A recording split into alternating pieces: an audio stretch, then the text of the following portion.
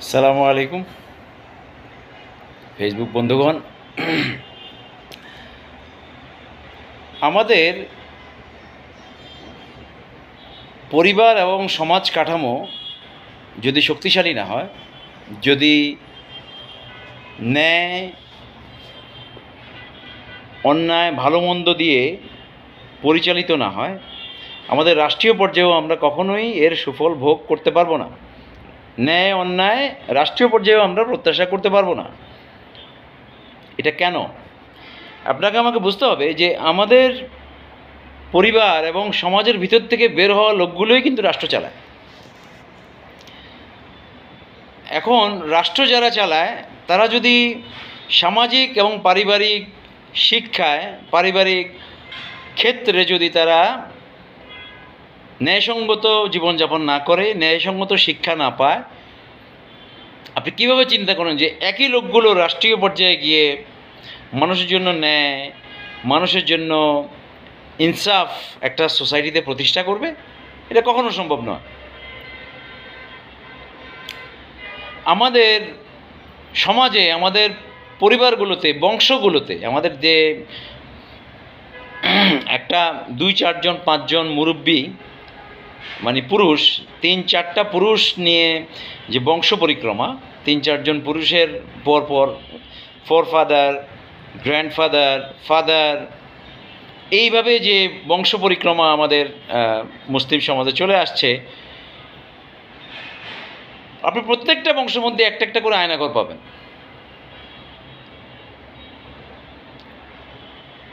আয়নাঘর বলতে এটা শুধুমাত্র এটা আক্ষরিক অর্থে নয়, এইটা শুধুমাত্র রূপক অর্থেও নয়। হ্যাঁ, রূপক অর্থে আপনি কিছুটা বলতে পারেন।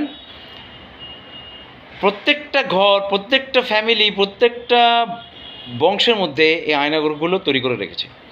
কিভাবে? আপনার সবচেয়ে ঘনিষ্ঠ কারা? আপনার পরিবারের লোকজন। আপনার সবচেয়ে ঘনিষ্ঠ কারা? আপনার আত্মীয় স্বজন। আপনার সবচেয়ে ঘনিষ্ঠ কারা? আপনার প্রতিবেশী। সেখানে আপনারা একে অপরকে হিংসা করছেন, ভয়ানক হিংসা। আমাদের গ্রামাঞ্চলে যেসব প্র্যাকটিস আছে, তাবিজ করা, মানুষ মানুষের জন্য তাবিজ করা, তাবিজ কবজ করা, কালো জাদু করা,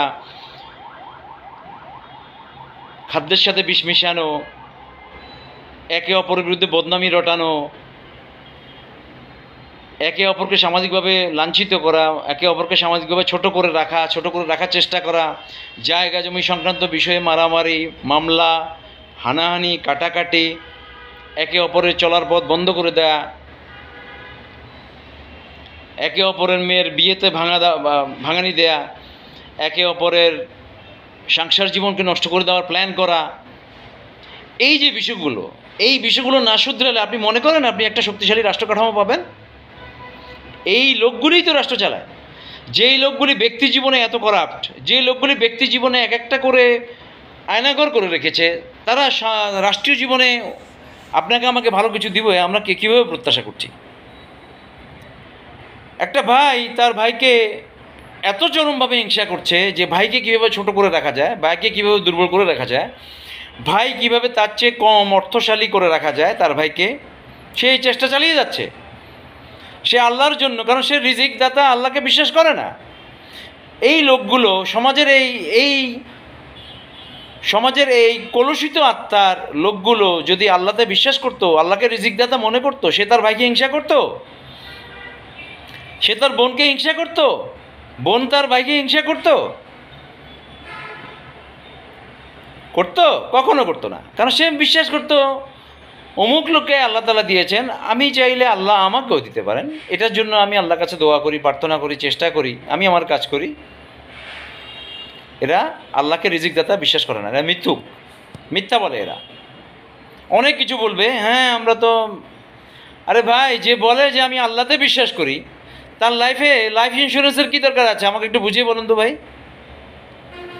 যে মনে করে যে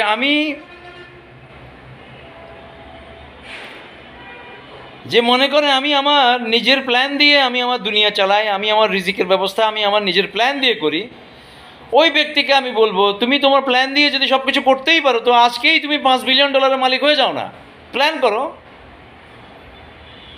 তোমার যদি প্ল্যানে কাজই হতো তো তুমি আজকে কেন কোটিপতি হয়ে যাচ্ছ না? আজকেই কেন তুমি 100 কোটি টাকার মালিক হচ্ছ না? তোমার প্ল্যান কোনো কাজ করে না, সব প্ল্যান আল্লাহ তাআলার।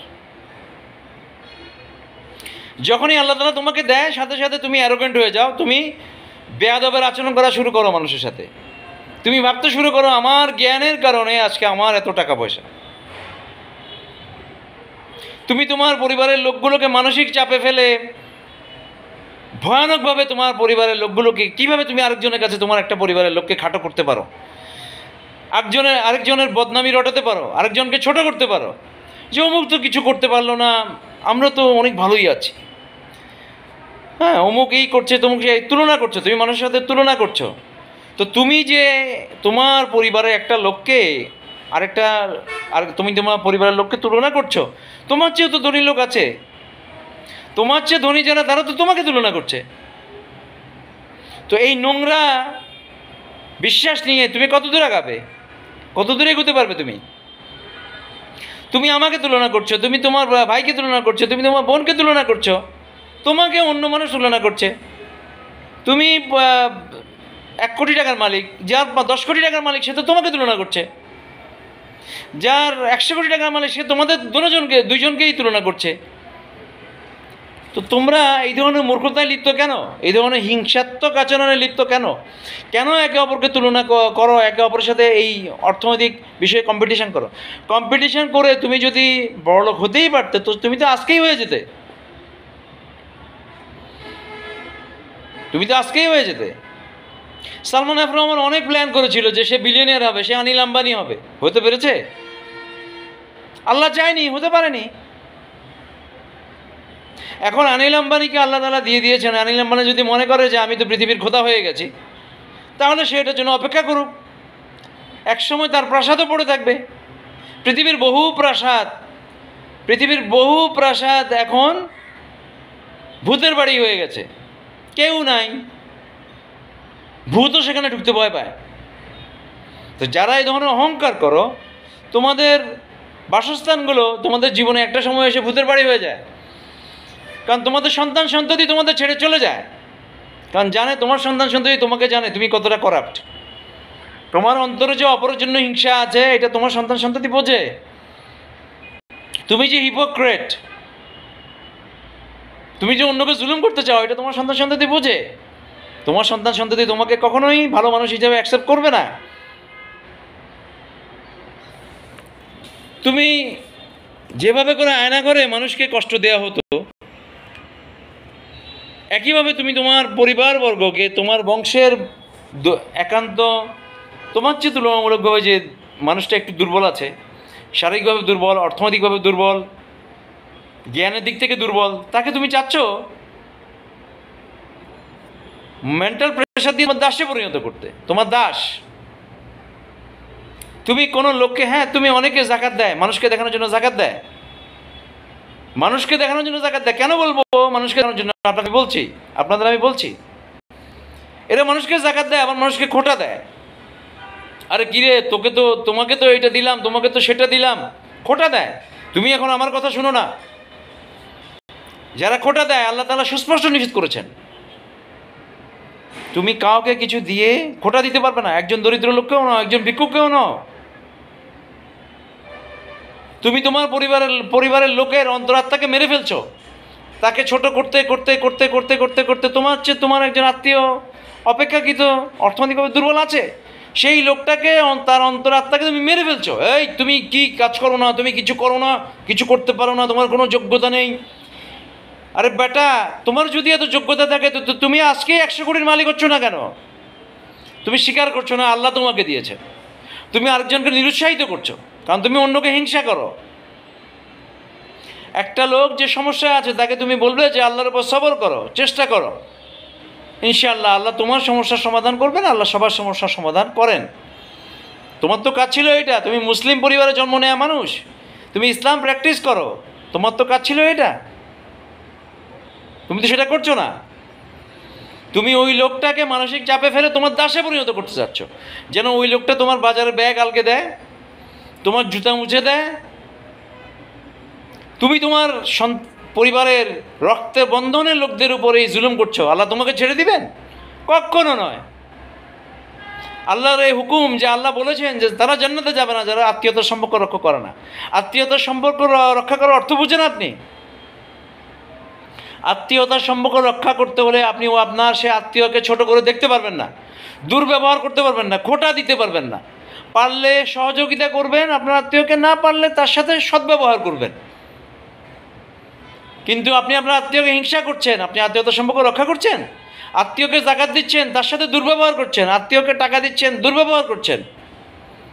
এটা আত্মীয়র সম্পর্ক রক্ষা নয়। আত্মীয়তার সম্পর্ক রক্ষা হলো আপনি আপনার আত্মীয়কে সম্মান দিচ্ছেন, তার অর্থনৈতিক স্ট্যাটাসের কারণে আপনি তাকে আন্ডারমাইন করছেন না, সেটা আত্মীয়তার সম্পর্ক রক্ষা করা। আপনি মুসলিম হয়ে যদি এই প্র্যাকটিসগুলো না করেন, আপনি তো একটা আয়নাঘর। আপনার মধ্যে আপনি আপনার আত্মীয় স্বজনকে, আপনার বংশের লোককে বন্দি করে ফেলেছেন।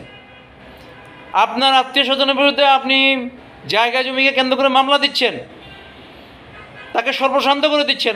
আপনার একটা আত্মীয় যদি বিদেশ গিয়ে থাকে, সেই বিদেশে গিয়ে ভালো ইনকাম করছে, সেই আত্মীয়কে আপনি বসিয়ে দেওয়ার জন্য, সেই আত্মীয়র ফ্যামিলিকে বসিয়ে দেওয়ার জন্য তাবিজ করছেন, ষড়যন্ত্র করছেন, মামলা করছেন, সে আত্মীয়টা চলার পথ বন্ধ করে দিচ্ছেন। ইমানের ৭০তম স্তর হলো মানুষের রাস্তার চলাচলের পথ কণ্টক মুক্ত করা। কোথাও রাস্তায় যদি চলার পথে, মানুষের চলার পথে কোনো প্রতিবন্ধকতা থাকে, সেটাকে দূর করে দেওয়া ইমানের ৭০তম স্তর। আপনি একজন মুসলিম হয়ে আরেক মুসলিমের চলার পথ কীভাবে বন্ধ করেন? দুনিয়ার সামান্য কতটুকু জায়গা লাগবে আপনি একটা মানুষকে চলার পথে যদি চলতে দেন? আপনি কি আল্লাহর কাছে জবাবদেহি হতে হবে না? আল্লাহ আপনাকে দুনিয়াতে থাকা খাওয়ার জন্য একটু জায়গা জমি দিয়েছিলেন, আপনি সেই জায়গা জমি নিয়ে অহংকার করে মানুষের সাথে কি জুলুম করেছেন? আল্লাহ আপনাকে জন্য শাস্তি দেবেন না? আত্মীয়তার সম্পর্ক রক্ষা করার অর্থ আপনি যদি না বুঝেন, ভালো করে বুঝুন। আপনি আপনার আত্মীয়র সাথে ততক্ষণ সম্পর্ক রাখছেন যতক্ষণ দেখছেন আপনার আত্মীয়তা আপনার চেয়ে গরিব। যখনই দেখছেন আপনার আত্মীয়টার অর্থনৈতিক সমৃদ্ধি হচ্ছে, আপনি সাথে সাথে আপনার আত্মীয়ের সাথে শত্রুতা আমি শুরু করে দিচ্ছেন। আপনি তো আয়নাঘর।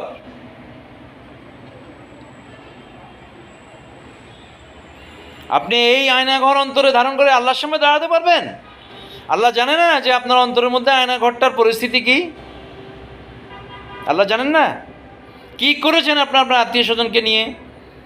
কি অন্তরে মস্তিষ্কে আপনি ধারণ করেছেন আপনার আত্মীয় স্বজনের জন্য? কি দোয়াটুকু আপনি আপনার আত্মীয় স্বজনের জন্য করেছেন? আল্লাহ জানেন না? অতএব প্রত্যেকের অন্তরের আয়নাঘর, প্রত্যেকটা বংশের আয়নাঘর উচ্ছেদ করুন। যেই লোকগুলো শুধরাবে না তাদেরকে বংশ থেকে,